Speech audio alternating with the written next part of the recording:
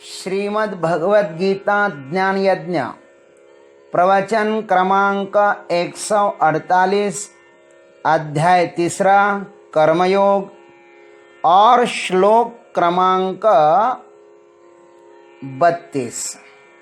ओम त्र्यंबकं यजामहे सुगंधिं पुष्टिवर्धनम् उर्वारुकमिव बन्धनान् मृत्योर्मुक्षीयमामृतात् समस्तजनकल्याणनिरतं करुणामयं नमामि चिन्मयं देवं सद्गुरुं ब्रह्मविद्वरं वसुदेवसुतं देवं कंसचानूरमर्दनम् देवकी परमानंदं कृष्णं वंदे जगद्गुरुं। ओम तत्सत। भगवान श्री कृष्ण परमात्मा अर्जुन को कहते हैं कि हे अर्जुन, मेरे इस उपर्युक्त मत का जो लोग अनुष्ठान नहीं करते, अब उनके विषय में भी तुम सुन लो, उनकी क्या स्थिति होती है।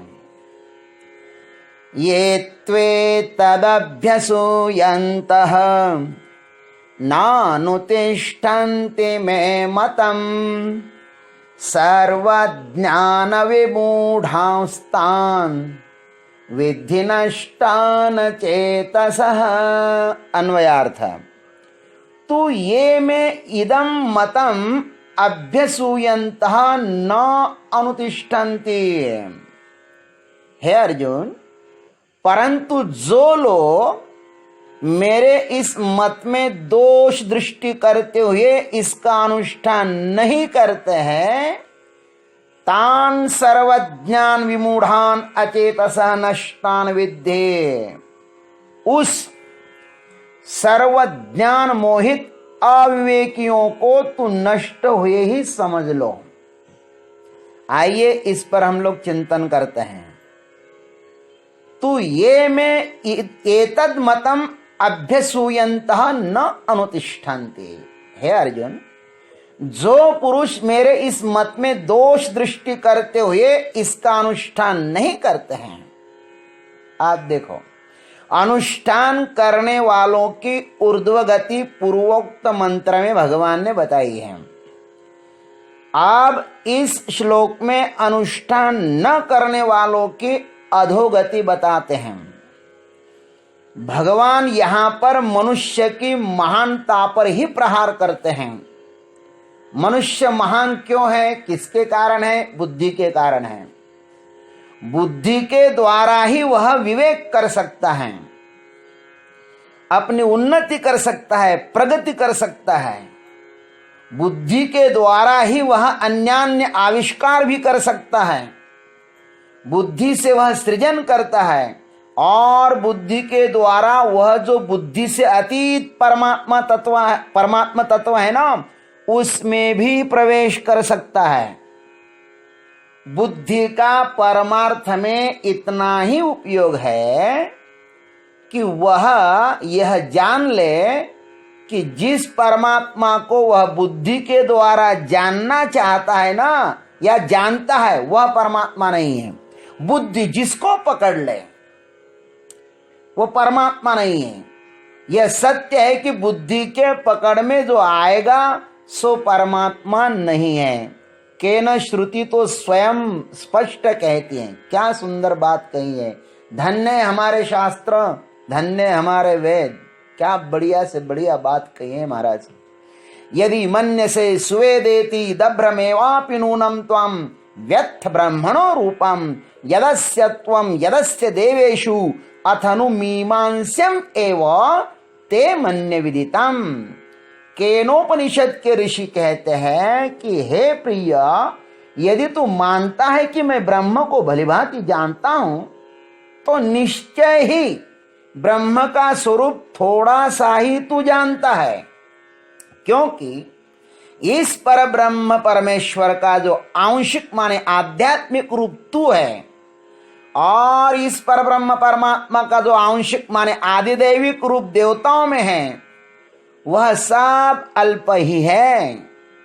और यद अल्पम तत्मर्त्यम, ये तो सूत्र है।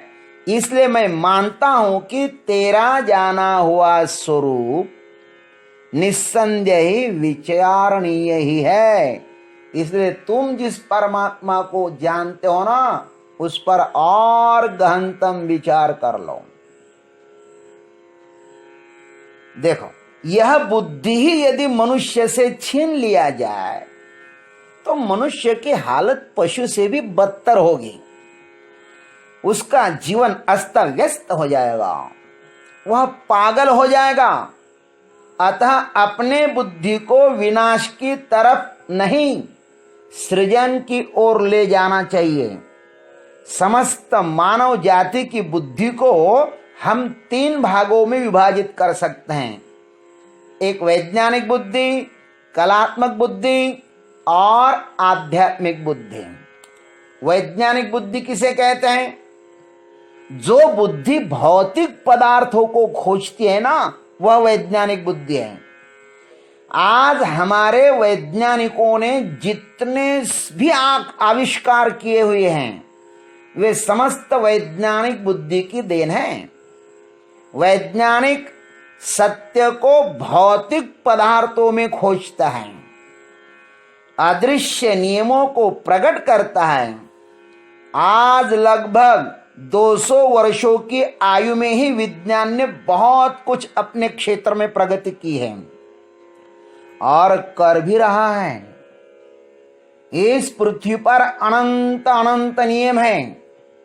विज्ञान उसकी यात्रा पर अग्रसर है और रहना ही चाहिए। हम उनके बुद्धि को धन्यवाद देते हैं और शुभकामनाएं करते हैं कि वे अधिक से अधिक आविष्कार करते रहें। कोरोना जैसे रोगों की दवा भी वो शीघ्र खोज लें तो सब लोगों का कल्याण होगा। ये कौन सी बुद्धि है? वैज्ञानिक बुद्धि है। कलात्मक बुद्धि वह है जो विद्यमान है उसका श्रृंगार करती है, सत्य पर आच्छादन डालती है, असुंदर चेहरे को भी वह सुंदर बना देती है। यही तो काव्य की महिमा है भाई। खैर, कलात्मक बुद्धि वह है। अब आध्यात्मिक बुद्धि वह है, आध्यात्मिक बुद्धि क्या करती है? जो है उस सत्य को वो खोजती है। तो ऐसा कहो कि वह सत्य को न खोजती है न आच्छादन ही डालती है। वो क्या करती है? अपने को उस परमात्मा के प्रति समर्पित करती है। आध्यात्म का सबसे बड़ा सूत्र जो है ना, सार जो है ना, वह है समर्पण। अपने को उस परमात्मा के प्रति समर्पित करती है आध्यात्मिक बुद्धि। वह तर्क वितर्क से परे हो जाती हैं। जो है सो स्वीकार है, जो हो रहा है उस प्रभु के चरणों पर समर्पित है। यही बुद्धि का सदुपयोग है। जो सत्य के प्रति ही संदेह करता है वह बुद्धि का मात्र दुरुपयोग है। एक बार दोष दिखाई देना जब शुरू हो जाता है ना भाई, तब उस सिद्धांत का अनुकरण नहीं किया जाता। फिर बुद्धि छिद्रान्वेषी हो जाती है और स्वयं तो डूबती भी है, औरों को भी डुबा देती है। क्योंकि इस बुद्धिमान अज्ञानियों के आसपास जितना समाज खड़ा होता है ना, वह सब इनकी अल्पमतियों की चपेट में आकर स्वयं का अकल्याण कर लेता है। आज ऐसा हो रहा है भाई। हम किसी का नाम नहीं लेंगे, लेकिन ऐसा हो रहा है। आप इस विनाश से बच जाइए। ये नहीं करना, वो नहीं करना, मूर्ति की पूजा नहीं करना। देखो कहाँ कहाँ लोग कैसे कैसे अपने बुद्धि का इस्तेमाल करते हैं।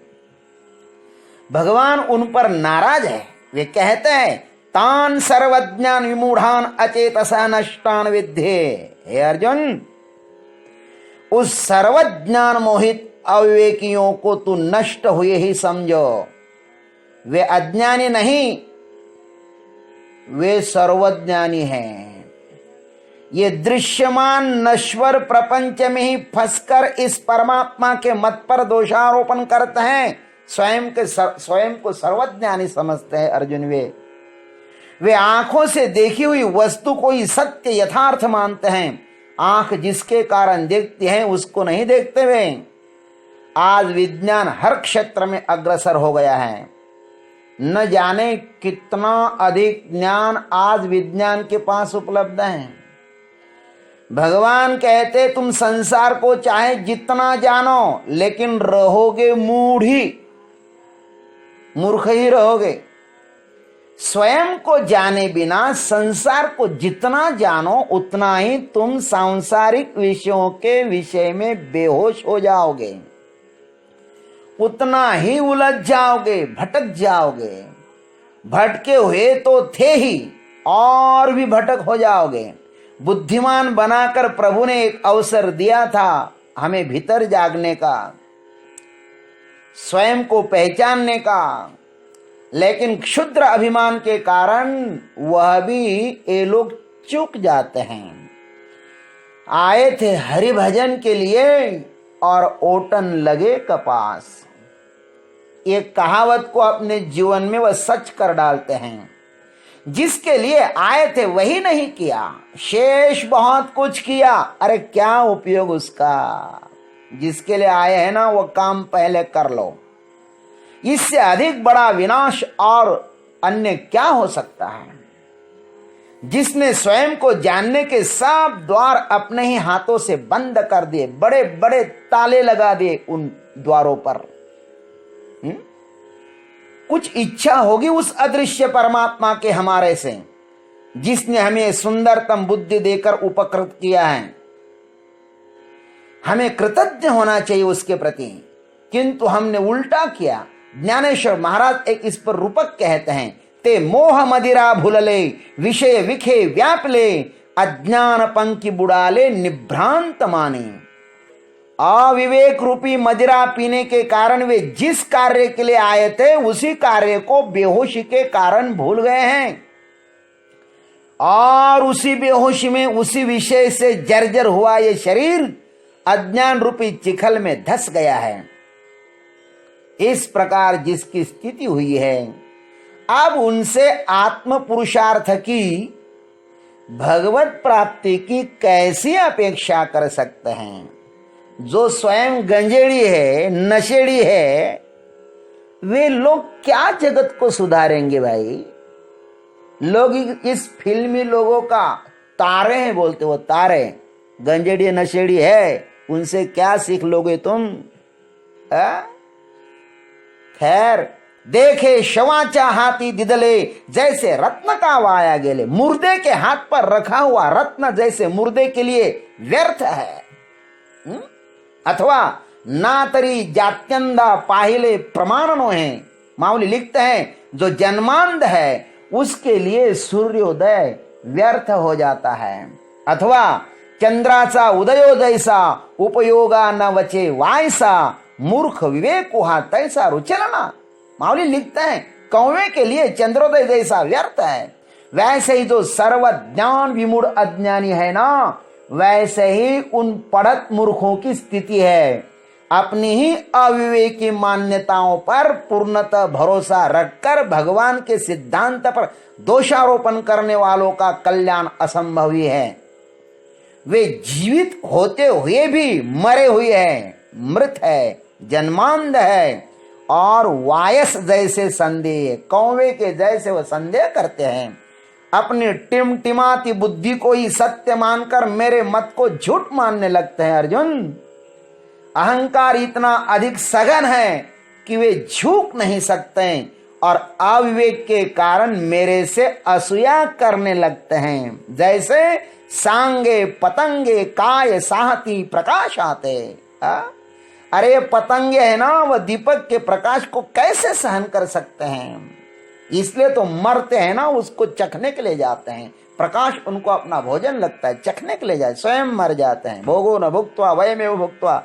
खैर, मेरा मत दीप प्रकाश की तरह है और अज्ञानी पतंगे की तरह है। मेरे पास से आवे तो उन्हें मैं जीवन मुक्त बना दूंगा। मुच्यते तेपि कर्म भी, किंतु वे विषयारण्य में ही विचरण करने वाले हैं।